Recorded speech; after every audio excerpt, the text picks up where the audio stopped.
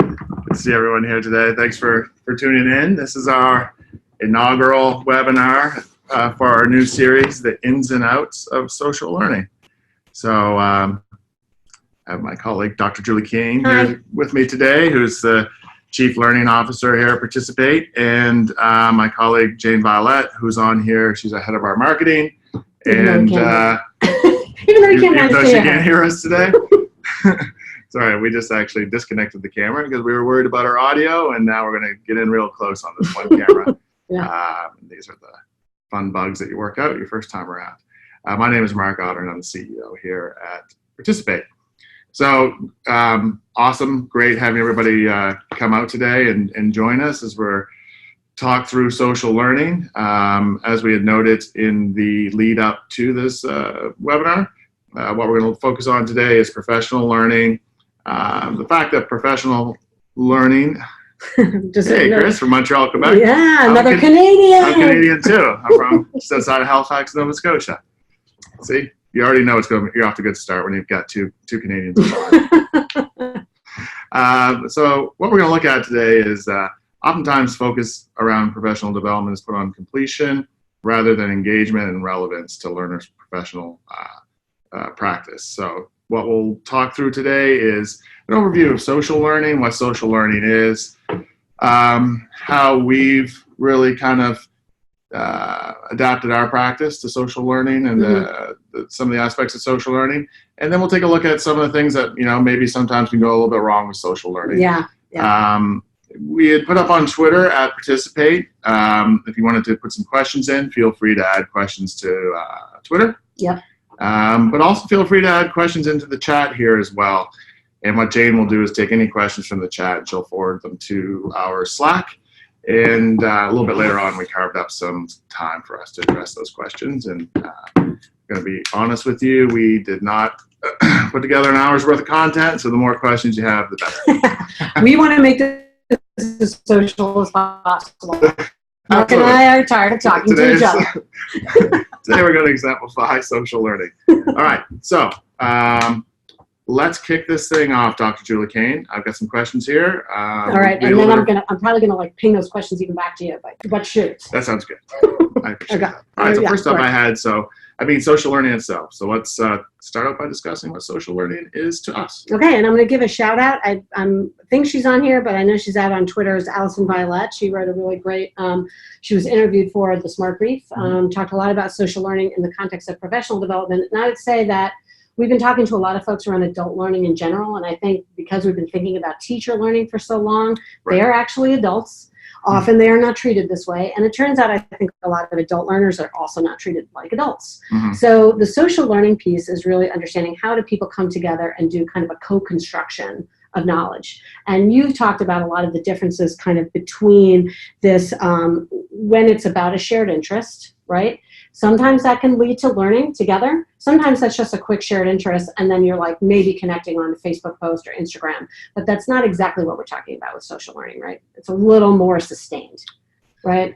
Yeah, absolutely. And I think, just taking a step back a little bit, spent over a decade in the classroom and came to realize that teaching can be an isolating position. And not just teaching, a lot of workplace roles are have a certain aspect of isolation to them, but teaching especially, oftentimes you're the only adult in the room for long periods of time, and then the time that you have to spend with your colleagues to learn with each other gets very structured, or gets taken away to grade things or do bus duty, and so humans themselves are social beings and like to socialize and learn socially, and so it would only make sense that you would see this gravitation towards learning with others. Yeah, and I think it's so kind of interesting, especially in the teaching profession, because you're in a room with so many other humans and you are like always navigating all these social relationships all the time. So as a person who is in charge of the learning of others, you sort of see how social it is in nature, and yet you are completely divorced from that experience as a learner. And I think over the last, certainly almost decade that we've been working together, it's knowing that really at the heart of it, seeing teachers, and I know Allison said this in her piece and when she was interviewed, is this kind of sitting through PD. Right. With the focus on sitting, the total inaction, the total passivity of it, and the idea that social learning sort of brings in that engagement and that you're going to connect with me as a person, know more about me than maybe one data point, and know that I'm kind of a complex person and that I learn really different ways. Right. And I think I saw this transition while in the classroom where we first started to see the work of the DeFores come out and this focus on PLCs, which was great. And that was actually a big change that, allowed you to carve out deliberate time to work with other folks who were focused on something similar to yourself. I unfortunately ended up in this space where I was the only teacher who taught that subject at the school. And so PLC day, ironically, became kind of like the loneliest day of the week. But because you're just there talking to yourself, looking like a crazy person. Again, and so and that's where I think we're starting to see now social tools, technology. I'm not going to say how old I am, but technology since that time has come along quite a way and has made connecting together, to be able to connect with other teachers who teach or in the same domain as you, but are not necessarily in the same geographic location as you, is now not as daunting of a task as it once was. Yeah, I think technology has definitely been the main driver. I think we've seen, certainly, again, we're both pretty gray, been thinking about online communities of practice for a really long time. Certainly, I'm sure there are folks on this call, this is not a new concept at all, but I think these new social platforms are making, certainly teachers' use of Twitter, is obviously the biggest example, and we've talked about this a lot. Participates obviously very devoted to this idea, has built our whole company around this idea that teachers can sort of charge their own learning, create personal networks using the social media tools available to them. And I think the thing that we've been thinking about too is the kind of learning theory, right? So again, building on people like Vygotsky and Dewey, we've been thinking about, again, inquiry, communities, how people learn from each other, how people learn sort of independently and then need that other person to kind of bring them to the next level, right? So then building off of that, if we see, and we've just touched on how social and tools for social are changing how those interactions occur, what is the ramifications or how does that impact professional development? Right. Well, I think you hit on it a little bit where I'll be sort of the negative Nancy in the room. But the PLC, I remember when Linda Darling Hammond was talking about these ideas sort of in the 90s, and I think the PLC kind of came out of that, where this kind of acknowledgement that teachers didn't have any real planning time or time to think during the school day with their colleagues. And then they get the PLCs, and then the problem is that felt really institutionalized. Right. It got overstructured. You brought up the other issue that sometimes teachers are the only one of themselves in the building. And so again, how do you sort of figure out that PLC time now with the ability of teachers? They have so much access to all these social networks. How can schools help that be built into part of the PLC time if the face-to-face is not enough? And I think this gets back, we've talked about this a million times, is teacher agency. I don't really see how the social learning piece happens unless the teacher agency part within the institution of schooling is kind of rethought a little bit. I don't know what you think about that. I think there is a politics to this a little bit, because I do think everybody knows that the social learning is so critical. So I think it's time during the workday for those things to really happen. Right. Absolutely. So then thinking about the impact of social learning specifically, you brought up, talking about Vygotsky, talking about Dewey. I think traditionally we've looked at professional learning in a very linear sort of way, where oftentimes we'll have some type of learning experience or some type of intervention, and the expectation is it will that learning experience, that professional learning experience, will impact how teachers teach, and then ultimately will impact the student learning. Yeah. And that's a very linear model of how that learning occurs. And so understanding the networked structure of social learning Yeah. How does that impact that linear model? Well, I think I've learned a lot here just working now with developers, and even though I've worked in education technology, I think certainly my time in Participate has brought me a lot closer into the kind of how just the design process. And I think that teaching is we're really thinking about teaching as designing.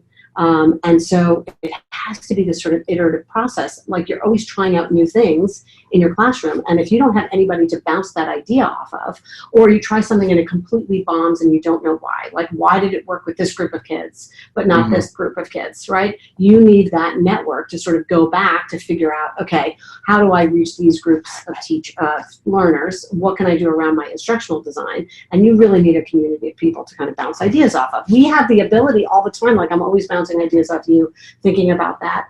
I think teachers always don't get that opportunity, right? And so I think that raises an interesting point. Then what I'm going to bounce off of you is informed by the context in which I've done my practice. That's right. Right? Yeah. And so you and I go about things the same way in two different classrooms, two different groups of folks, two different styles. Obviously, there's going to be different results. Yeah. Right? And so the role of the community then in sharing that back, but then in also capturing and making it explicit for someone new that comes in. Yeah. And I think the community piece, and sort of, I guess I'm thinking about that linear thing, because you could have this situation, it's like I try something and then we have a one-to-one and I go back and you can still sort of like see how you can march in those steps. And I think the community piece to me is interesting because I might have a coach or a mentor and I'm used to that person giving me feedback. And that's, again, a huge part of how we design our communities of practice and our learning experiences. But you almost need a wider range of voices sometimes that are then going to get you back into sort of a cycle of design. And again, just even our proximity to our instructional designers here, what does that design phase look like? And it's really changed the way I think about the linearity of it. It really is a cycle. You're constantly in this cycle of experimentation. And I think synthesis. So if you do something and you try something and then you bring that to me, and then I try something and I bring that to you, we synthesize it into something else. And then we go back. And so that is not a straight line to me, that we are just constantly in this cycles all the time. Right. Feels like dizzying a little bit. It's good. It's good. It's a good thing. I also feel like this plant's creeping up on us. I know. We sort of took this like Zach Galifianakis thing. So now we're not between two ferns. We're like two people inside on either side of a fern. But one thing I want to talk to you about, I'm going to flip this and ask you now, is around our theory of practice and theory of action. And we've been in this mode for a long time, which is the idea is when you have an online community practice, which connects with social learning, right? Because then the online piece of communities of practice, right? That domain of something we're focused on, a group of people around that thing, a shared interest, and that the sustained interaction over time, all of that stuff becomes a lot more transparent. What we say to each other becomes transparent. My learning products become transparent. So talking a little bit about like our theory of action in terms of like having that stuff be transparent a little bit. I think kind of the action research part of it all. Yeah. Yeah, I think, going back to that earlier comment, what I was getting at, I think we published some pieces where we were specifically laying things out in a very linear way, where we said teacher learning impacts teacher practice, impacts student learning. Yeah, and at each step of that process, we were looking to collect evidence of what that teacher learning looked like. Yeah. A reflection, what that change in practice looked like. An activity or a project or a lesson that was created, and then what that looked like in terms of student learning. Student products, student reflections, that type of thing. And where I think we've gotten to now is this idea that it is a more complex structure. To your point, there are iterative cycles within it, and it is not a simple one-to-one relationship. Right. And so what we're starting to see is that learning, and again, we really kind of came out of the gate with like teacher learning being a workshop, or maybe an online course or MOOC or something along that lines. And it was really our work around Twitter chats that opened our eyes to the type of learning that was occurring in Twitter initially. Yeah. But and that was different than the type of learning that was occurring in courses, which was different than the type of learning that was happening at ed camps. Right. And so we had spent a lot of time working in ed camps, working Twitter chats, still doing online modules, still doing workshops, and really looked for a way to bring some structure to that learning. And we had stumbled across the work of Simon Terry, and we have a link to one of Simon Terry's articles. We'll put in the notes that we send out in the email. But I think in that article, what was highlighted was this idea of outer loops and inner loops of learning. Yeah, and I know we kind of touched on that even with, you were reading about that. We're looking at those sort of Vygotskian, like where, when you're sort of ready to kind of move to that next level, when you're sort of focused on something, then you have kind of contact with other learners, and then you're moving on to the next thing. And then, again, those sort of iterative cycles. And then talk about the inner and outer loop, because it really has impacted a lot of even how we think about communities of practice. Because, and I think it has a lot of impact on the operationalizing of that and like the actual structure of the technology these two. Absolutely. Would love to. One of the things about this webinar that's different from ones we've done before is we've really, in the past, relied heavily on slide decks. Yeah, and then I'd always forget about the slide decks, right? Everybody would be stuck on the one slide deck because I'm like, So you'll see us like acting out the inner and outer loop, and we'll link to an article that we did that has some great graphics that our talented graphics folks put together to kind of give you a visualization of inner and outer loop, but like. Close your eyes and imagine a two-circle Venn diagram, and you're pretty much there. So really what was laid out by Simon Terry was this idea of outer loop being a place where people explore, being a place where people discover, and being a place where people cooperate. And I think Twitter's a great example of that. If you I used to, you jump in Spark Empathy chat or Global Ed chat, you have so many. You could go on to Twitter. It was exciting. It is exciting. Look for people. Look for chats that were in an area of your interest. So you could discover. You could search for them. You could explore. You could discover them. You could find an affinity group who once a week was getting together talking about these things. Yeah. But there's only so much you're doing at that time. 140 characters at a time, over a half hour. So the learning, the social part of the learning that was occurring was very cooperative in nature. Yeah. Like, hey, here's a resource I used in my class. Take it. It's great. Or high five. I love that idea, Julie. Yeah. And so that learning is different from what's referred to as inner loop learning, which is oftentimes more hierarchical in nature. Will oftentimes have a defined outcome, and the social learning aspect of it tends to be more collaborative in nature. Right. So so the kind of distinction there is you're really building you're making something together, right? Yeah. Right. And that's where there's that nice fit inside the community of practice. So really how we've adopted that here and adapted it to a certain extent at Participate is using the outer loop to find and build the initial community. Yeah.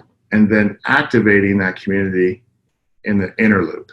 Right. And these more structured learning experiences or a more structured community of practice, as opposed to going from just a general social semiotic space to like a more constraint is not the right word, a space with boundaries. More sustained, yeah. Yeah. Yeah. Getting the big words up. No. Which is good, because we're going to explain that. Yeah. Yeah. And then ultimately, I'll just finish this, is then taking what is being created, because you're working towards building something, taking what is being built and sharing it back out into that outer loop. Yeah. And using that as a way to continue to engage and build and attract new members to that community, and then cycling them through again. And I think a good example of this is the work that we've done with a partner organization, Empatico, which is an initiative from the Kind Bar Foundation. You could see on Twitter the Spark Empathy chat as an initial community building endeavor.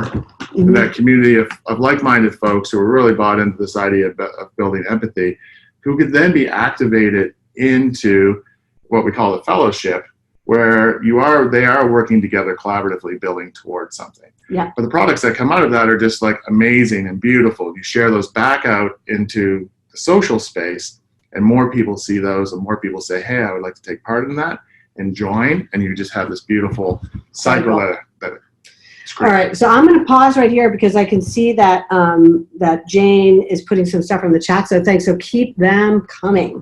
So I'm just going to go from Osama, from the point of view, what are the qualities that should be in a learning environment that really promote best social learning model? And I do think that what Mark just said sort of got to that point, which is this idea that you're sort of going where folks are, right? Where that excitement, engagement, you're sharing resources. And sometimes Twitter chats can look like communities of practice. SS chat is a really good example. They're not all the same. These are like almost the same 10 to 15 people that are there every week, and they're working through really difficult kind of conversations, sometimes when there's lots of controversy, which of course, in our day and age, it's like every day. How do you deal with kids in the classroom when these things come up? So that's, I would say the SS chat is a good example of kind of where outer loop and inner loop kind of come together, because there's a super sustained thing. But I think that's kind of a really good model of that.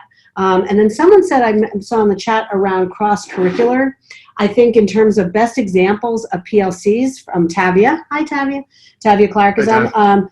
Is professional learning is so recursive, we have to give our shelves, but one of the things that you had mentioned, oh, I'm sorry, it's from Rob. Is there a great example of a PLC for teachers in your experience? And I think, again, if we're talking about online, we've seen a lot of examples from our own learning experiments here and our learning experiences. We've done a bunch of stuff around the Sustainable Development Goals. And we actually had a chat with Liz here on one of our webinars a month or so ago around how we're really designing these learning experiences inside of communities of practice so they don't become static, like here's a course and here's a discussion group and here's some resources. It's alive, it's dynamic, it happens in kind of a time-bound way, and that's kind of, we're seeing some really cool results from that, because teachers are doing that and then they're jumping into other experiences and other communities, and we're seeing it sort of, we're starting to see this networked effect of the communities where people are sort of pinging to different communities of interest and starting to mentor other folks. So we're seeing folks that have done maybe an SDG summer camp with us, and then have gone maybe into an Empatico fellowship. And so we're seeing that within Participate, but we can see that on Twitter as well, where folks that are very involved in Teach SDGs, for example, are also on SS Chat and are others. So that's where I see these sort of good examples of PLCs, and I'm sure in schools, I've seen as a researcher, tons of amazing examples, even of face-to-face communities of practice, particularly around that cross-curricular. So if you've seen good examples of project-based learning, to me that happens when there's cross-disciplinary, and that's where that synthesis, because you're coming to that as a math teacher or a science teacher or a social studies or ELA or art or music, and then the whole group is creating something else. And that is the process of synthesis. And I think that's what you want to see coming out. And then one last note is the thing about social. And I wanted to talk to you about that, which is the process of a product. Because I think when you were talking about where we were with action research, where it was like, what's the reflection? What's the artifact of learning? We're sort of focusing now on the process of learning as opposed to being so overly focused on the product. We are. I mean? Yeah. Yeah, I think for a number of different reasons, we've made that shift, and one of those is just the natural evolution of us as an organization. That when we first laid out that initial theory of action, it was our real first attempt within the organization to codify or bring structure to how we viewed learning. In a way that we could communicate it easily. And, we probably erred on the side of oversimplification. Yeah. It reminds me of food chains, and then bringing food chains together, and what you have is food webs in an ecosystem. Like, I think what we did there was we hit on a section, a small, it looked like a line because we made it into a line, but maybe it was part of a curve. Right? Always math. And then, it's always math. Yeah, and then we began to see, like, this learning environment is much richer and much more complex than our oversimplification. Yeah, and I think it was also just our, I think the goal of kind of putting action research into a kind of an everyday practice, right? Because it's such a huge part of becoming a great teacher, and honestly, just a professional or whatever is sort of being self-aware and having some metacognition about what you do. And I think that does kind of connect into the social learning pieces. It's pretty hard to do social learning really well if you have absolutely no self-awareness or have not gone through the, well, sometimes you're really good at it. Where you're sort of thinking about the stuff that you do and then sharing that with someone else, right? I mean, thinking about how you teach or thinking about whatever it is you do. And I think that's where, Chris, again, I think the social part of learning, and you're seeing this, I think, with movements around students, where you're getting this really big emphasis on socio-emotional learning, right? We're seeing this everywhere. I don't think there's a teacher out there that hasn't known for as long as they've been teaching that the socio-emotional piece is critical for learning. But again, it's always these kind of bandwagons, and I'm happy that it's a bandwagon everybody's on, but hopefully that won't get over-institutionalized and we can maintain that focus on the social learning and the process of learning as opposed to always just the product, right? We're racing to the product.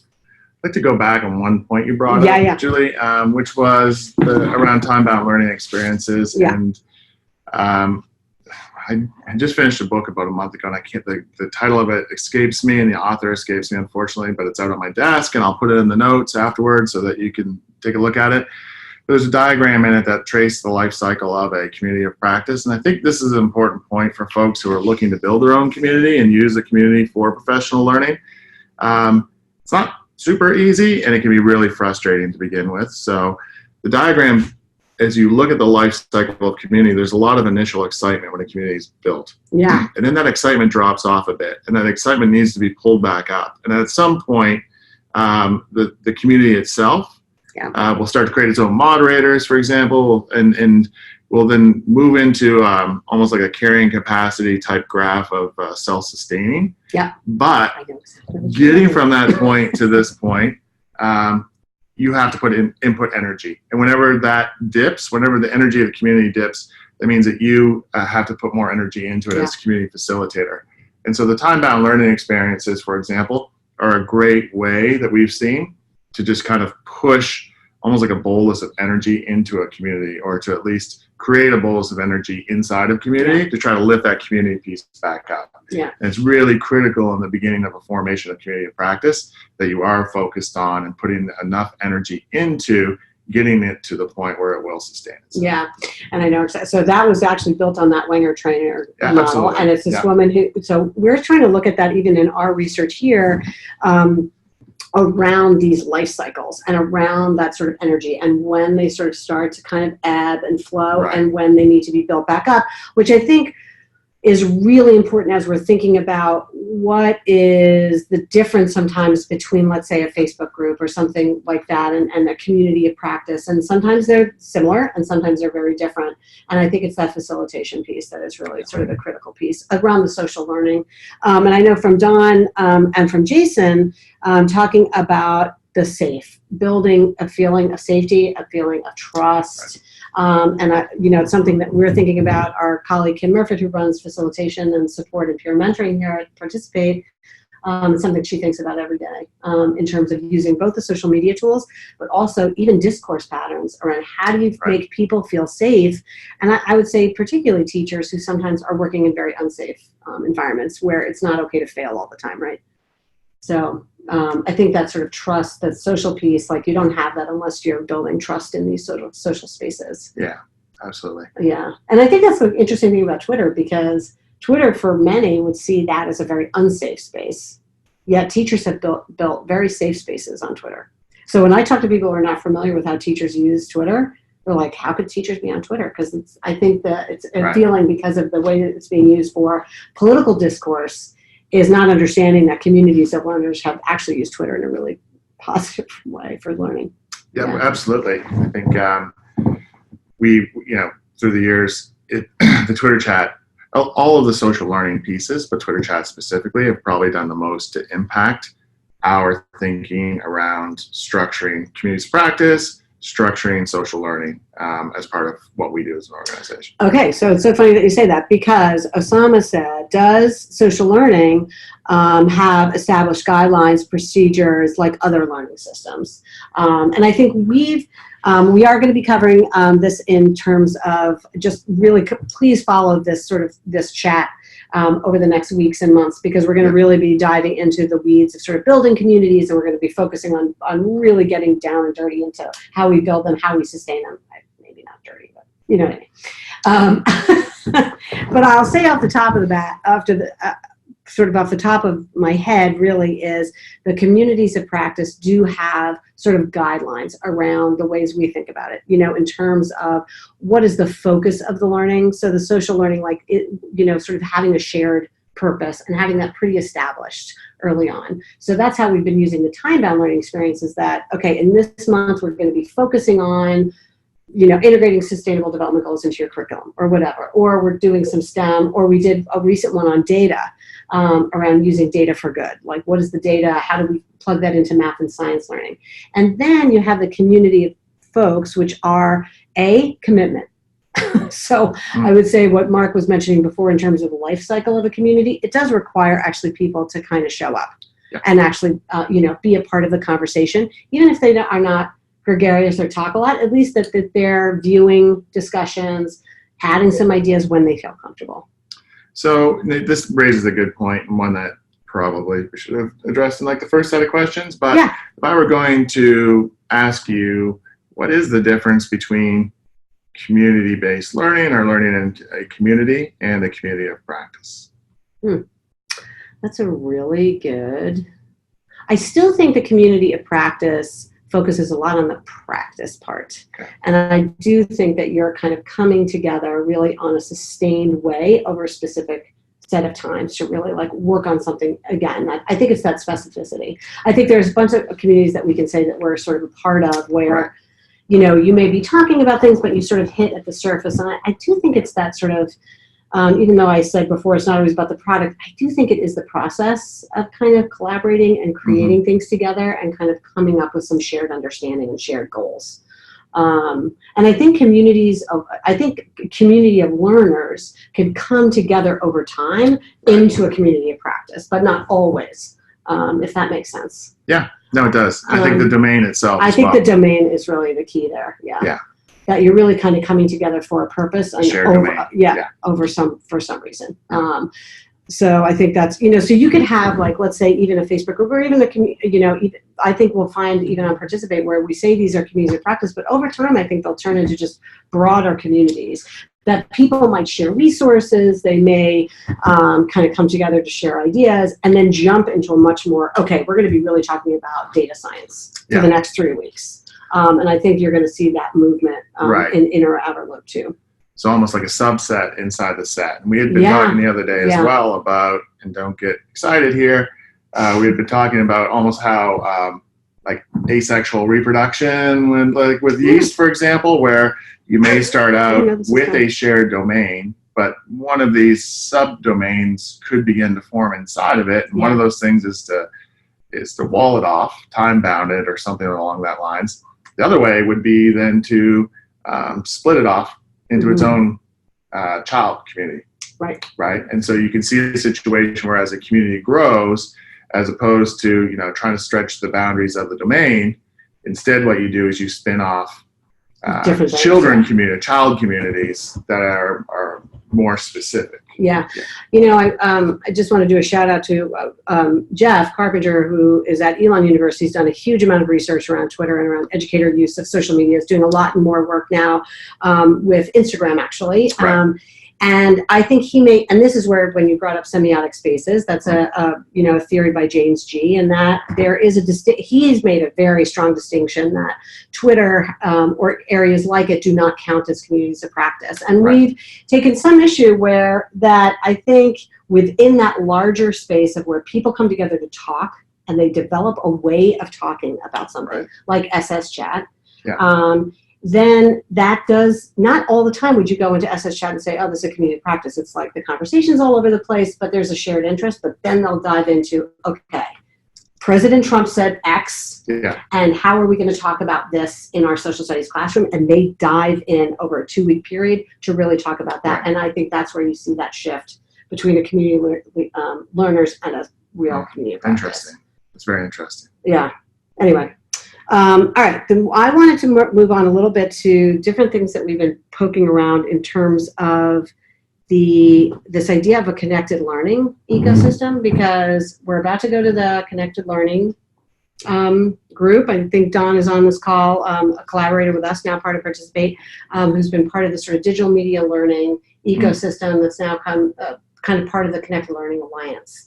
And they've been sort of talking about this idea of connected learning and participatory learning, which is slightly connected to communities of practice, but it's really about how you as a learner have a diversity of ways in which you learn. And so I'm trying to think about that in terms of how it connects with the community practice, right? So if you follow, let's say, Mark, through your day, you're learning in lots of different places. You're learning a lot of stuff. Yeah, you're learning articles, you're walking by somebody's desk, you're going to a meeting, you're going to a conference, lots of jokes, some dad jokes, some letter jokes. But the ways in which connected learning and communities of practice, I think, connect to one another is a pretty interesting thing, because I think understanding that learning has a larger and more dynamic kind of ecosystem is something that I think we're trying to figure out, which is, do these networked communities become kind of a network, a connected learning ecosystem, right, where you're moving in and out. I just want to go back and see if we have. You provide a practical example of inner and outer loops. Yeah, absolutely. I think, I think we hit on the Empatico one as a good example. We had partnered with Bright Bites about 6 months ago and helped support them in creating the community of practice called Seize the Data. That was great. That was really cool. And that's a really good example. So that Twitter chat was really kind of like, it just like went to where folks were, it was called Seize the Data. Our colleague, our past colleague, Jen Williams, came up with that hashtag. It was very cute. And with Bright Bites, and like, the thing that ended up happening was we drew in a smaller subset of those folks, actually almost 65, to really go very deep into this idea of how do folks use data in districts. And these are folks that are an N of 1 in their districts. They are very lonely. You talk about being isolated. They are super isolated. So for them to, in some ways, and I think Allison said this in her Smart Brief piece too, it's like it was a way for folks to find their tribe. And that was a really good example. But again, and I know Adobe's doing some of this with our Create EDU, so what are sort of really fun ways to have conversations and then drawing folks into a much deeper kind of learning experience. Because Steve Hickman makes a great point here. We were talking about PLCs. I think a key, I'm quoting him, I'll do it in his voice. I think a key element of communities of practice, I don't know, Steve, is that participation is voluntary. This is usually not a characteristic of PLCs in schools, which is a really good point. Yeah. And I again, Steve, can Twitter chats offer the depth of understanding necessarily to effectively take advantage of social learning theory? And that is where I give the awesome researcher answer to everything, which is it depends. So when we were looking at we collaborated with Jeff, my colleague here, Tani did some awesome research of just sucking all this Twitter chat data, and we are sort of diving through this. And the next part is to really do the qualitative analysis. Again, I keep bringing up SS Chat. It's just the one that comes to mind, where I do think because they are, there's about 10 or 15 people that come back week to week, I do think that it does connect to social learning theory. I think there's plenty of examples of Twitter chats that do not. And I think that's where we hooked into the sort of inner and outer loop a little bit, which is like, well, the outer loop is more for engagement, excitement, cooperation, sharing resources. But if you really want to connect to social learning in the way that Vygotsky kind of understands it, you do need a much more kind of a way that you, as Liz would say, you take your time, right? Because Twitter chats can feel very fast and furious. And sometimes people need just some asynchronous time to kind of think through things. So even though I believe in social learning, I do think there is a place, obviously, for heads down, by yourself. I got to just read this article and kind of grapple with some of these ideas on my own. It's a great segue, Julie. And so, I thought we'd spend just a couple of minutes, because we're talking about how great social learning is. We're talking about how amazing communities of practice can be. But this morning I saw Michael Hernandez, and if you don't follow Michael Hernandez on Twitter, you definitely should. He's at Cinehead. Cinehead, Cine. Yeah, we'll put it in the show notes, Cinehead. And Michael has a great great podcast as well called Change the Narrative that if you haven't listened to it, you should listen to for sure. But he posted an article this morning from Scientific America, and it was titled, I wrote this down, How Misinformation Spreads and Why We Trust It. I was struck by the fact when I read this article, right out of the gate, it highlighted the fact that, for folks, learning is a social endeavor, and that social endeavor, social learning, opens up the possibility of a vulnerability in our system, or it highlights a vulnerability in our system. And that vulnerability really is that, like, we're talking here about spreading ideas, but what if those ideas are wrong? Yeah. And I think, if you have not, we'll add this article. It was in Scientific America, and I think the authors there were, there are these models around how misinformation and disinformation. So there's like this, they make this distinction initially between a group of people that sort of come to a misconception in an honest way, right? So kids have tons of misconceptions about science, right? Just because of their kind of kid-like observations, and they go to school and they hopefully that gets, changed. Right. But disinformation is the sort of very kind of more diabolical way of saying we are going to actually spread false information. And that's the kind of stuff that we are really starting to see, certainly now. And obviously Facebook has been involved in this and so on. So the idea is, like, how do we sort of think about this when we're building communities of practice? Right. So we have to, I think there's a huge role for the facilitator here, which is how do you sort of pick up on the misinformation, disinformation, and manage to, kind of go against the conformity. Because that was something else in the article, is that our need to conform, our human need to conform is so great that you might come into a group, and even if you're like, oh no, you sort of conform with the group sort of, pathos, and then you end up sort of believing it. And I think the anti-vax example was heavily used in the article. Right. And I think you hit on thinking about the role of a community facilitator. It is different than the role of a chat moderator. Although there's definitely some overlap. And then if you think about, like, just a simple hashtag floating out there, which does not even have the moderator associated to it. You see it all the time of where it's very easy to have a dissenting voice kind of pounced on.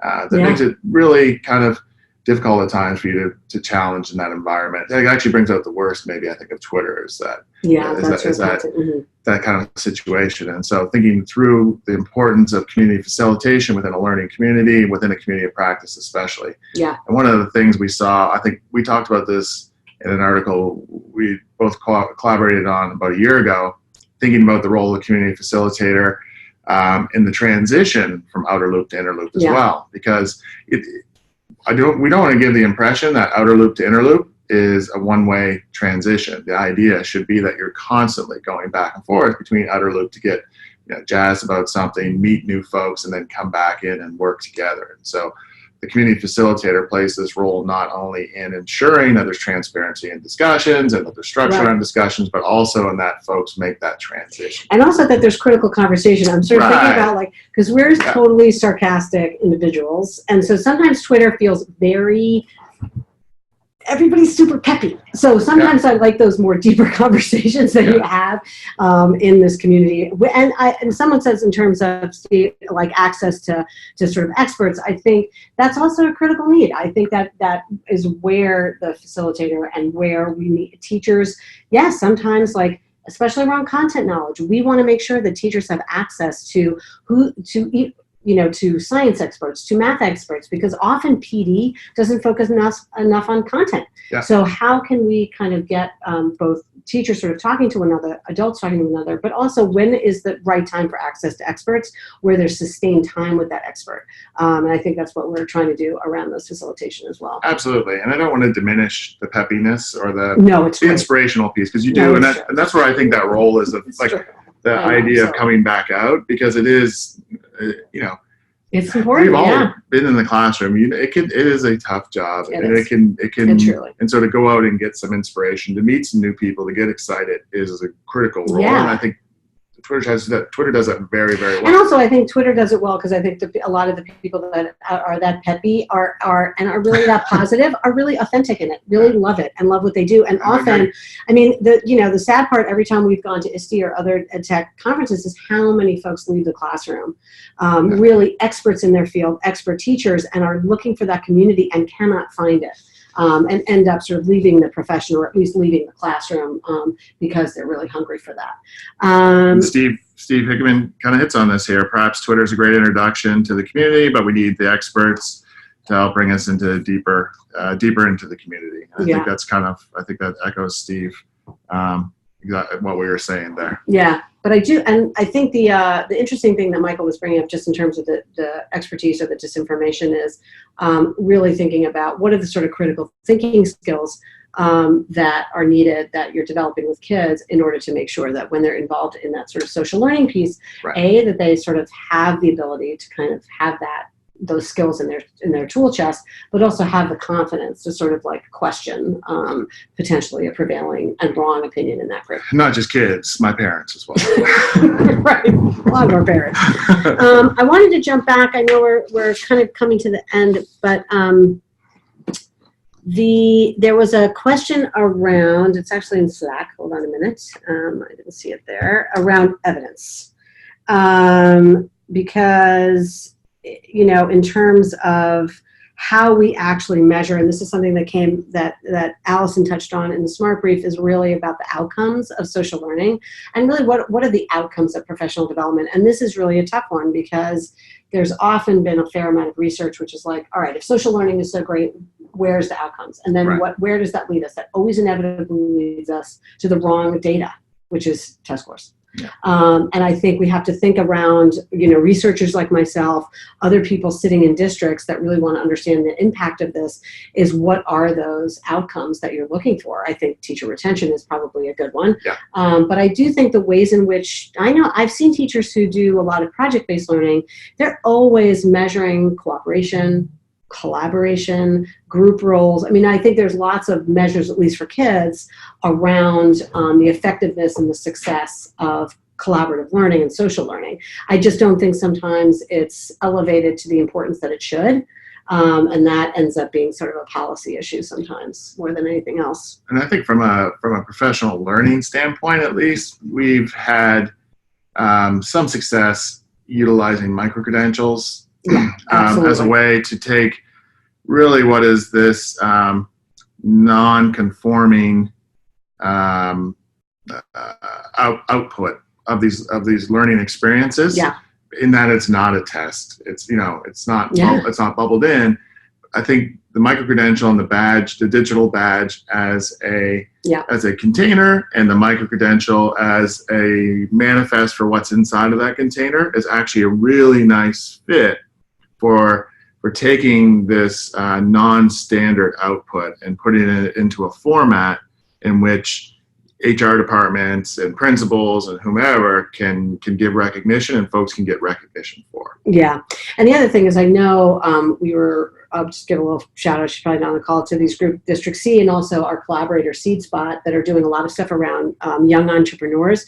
We're seeing a lot of these kinds of organizations popping up where they're trying to do other initiatives for kids to get the skills that they need that we know employers need, right? Or they're doing community action projects around the sustainable development goals. Test scores are not going to tell you anything there. So there could be, as kids are getting more involved in authentic learning experiences outside the classroom, ways of measuring the impact there and the extent to which teachers can facilitate. That takes a fair amount of logistics, a fair amount of curriculum design, a lot of kind of, collaboration with different types of community partners to really sort of, again, gauging teachers on, okay, what does the network look like? And also not forcing every teacher to be like, this is not a popularity contest, right? So really understanding, like, what are they getting out of these sort of social networks and how are they putting it into practice in their classroom? And I think conversations with their own administrators, to the extent that those are positive, and I think those can be done around standards and so on. I think there are a bunch of those.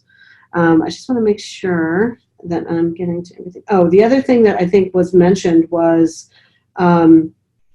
around the engagement for students too, I do think that community action piece, I think getting much more serious about how we're measuring student engagement. I think that's also where I think if teachers have low morale or not really excited, you're going to feel it in their classroom. Right. Again, I don't think anybody who's been in a school for long can walk into a classroom and not know when the energy and the oxygen's been sucked out of the room. It's pretty obvious. Yeah. Let me see. How are we doing here on questions? We're coming up on the end of time. All right. So yeah, I think Tavia, in terms of measurement, I mean, this is definitely something I think about a lot, which is the qualitative piece. And I think when Mark was talking about the micro-credentials and badges, that went a long way in terms of figuring out how we can really kind of look at the data in aggregate. And I think there's ways of meta tagging, and we still have even more development to do, and I think even all of our colleagues in the badging platforms would say the same in terms of really making sure we're elevating formative data, as well as the sort of qualitative piece, and making the qualitative a little bit more easy to kind of synthesize. Yeah. Because that's just always a lot of labor to do that. Yeah, I think it's relatively easy to pack that information into the container, slap a label on it. Probably a little bit more difficult to pull it out in a way that's scalable. Mm-hmm. Yeah, and we've been thinking a lot about the kind of consumption of that, and again, that's sort of storytelling around data. Really, it's like the more of us really have to advocate, given that we know that this has huge impact. I think in terms of all of our institutions, I think we all have a responsibility there. And then from Chris, what are the best forms and styles of PD for your average educator? How do you make it stick? All right, we, again, in this sort of, we're going to create kind of a landing page and share it out with all of the articles and theorists we've been talking about. And we also have a learning experience menu. So we've been playing around a lot. We have a PBL community.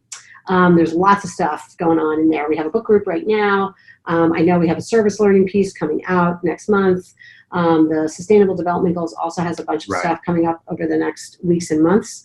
But again, those time-bound learning experiences is something we're thinking about a lot.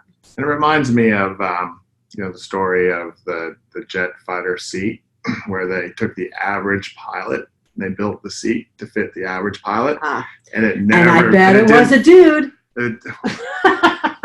Just saying. It didn't fit anybody particularly well, and so even dudes. Yeah, that's so basically what the point I was trying to get at was that there is no single seat that fits the average pilot, and like there's no single PD that fits the average teacher, and that goes back to this idea of agency. This goes back to having a variety of choices, and that's how I would address that, and seat designed by dudes as well. We were able to cover, which is always good. I think that's a good point for us to maybe start tying up the edges of this webinar.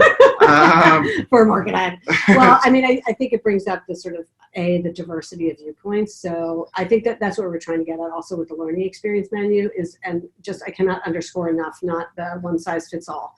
I think we've been there and done that, and it does not work for almost any teacher. So really giving teachers the ability to know what they need with some support, access to a bunch of communities that they can join, and ways for schools to really see that those are meaningful. Because sometimes teachers want to be involved in long things and short things. Yeah.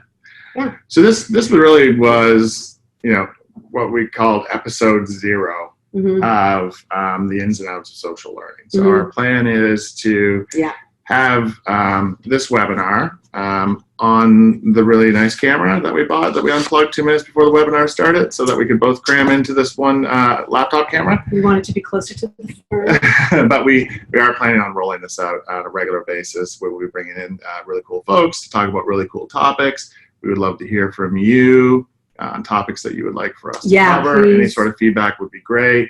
You can reach Participate on Twitter. We talk about Twitter a lot, at Participate, at Julie Keene, at Mark J. Otter. And it's a surprise to some people that my name is not Mark Jotter. We want to thank Jane, who's on here helping us get this set up and keep the whole show running. And then want to thank everybody that submitted questions, and want to thank everybody that took part and sat here and listened to us for an hour. Come back. We'd love to have you come back and bring friends, and this is step 1 to building our community. All right. So I hope everybody has a wonderful week. Yeah. Thanks, Julie. Yeah. Thanks, Mark. See you next time. Fern will be here. Bye. Bye-bye.